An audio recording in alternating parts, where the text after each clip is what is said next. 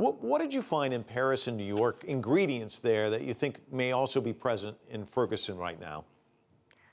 There seems to be a very common pattern for cities that explode, and the pattern is a situation of escalating police violence, local officials, or those in charge of police who do not take the community's concerns seriously, who don't hold police officers accountable when they abuse neighborhood residents. Then an egregious incident of police violence, usually the killing of an unarmed youth.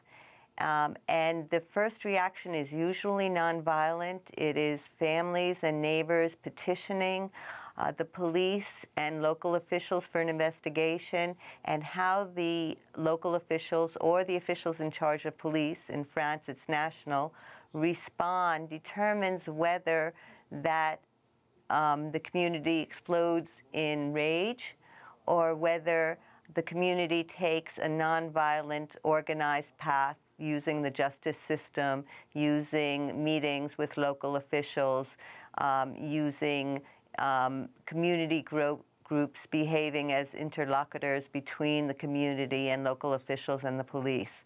And so what we find in incidents in which you have riots, it is a bad response by the police and local officials, and a neglect of the community's suffering, the community's pain, and the community's need for answers. Okay, so Cathy, given that and your experience of chronicling this, talk to me about your thoughts about how Ferguson's responded.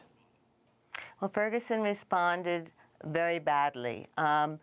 You can see today, where there was a police killing in St. Louis, how much better St. Louis responded. They immediately put the police officers on administrative leave. They said there would be an investigation. They said that they were very concerned. They said that they were not going to speak about the person who was killed, and they would not impute motives to him without having all of the evidence.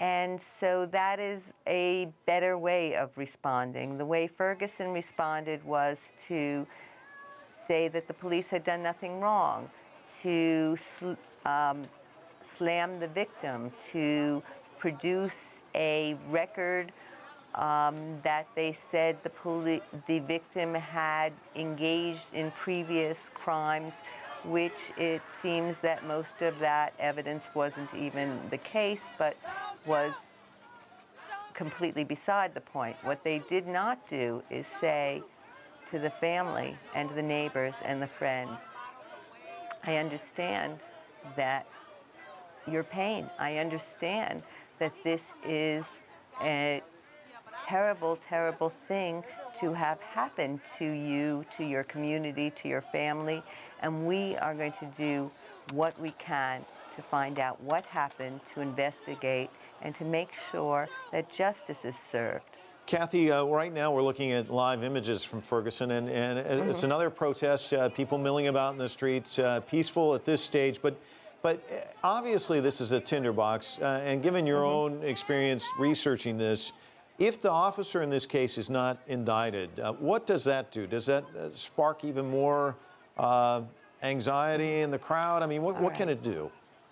All right, so there's two things. The first thing is there has to be a sense from the community that if there isn't an indictment, it's because the evidence actually points to no wrongdoing and not because there's a miscarriage of justice. But we already have a case of a district attorney who has never pursued complaints of police violence, who is understood to be somebody that has his own problems with the Black community. And so people do not trust the district attorney and are not feeling that the district attorney is going to do what he can to investigate.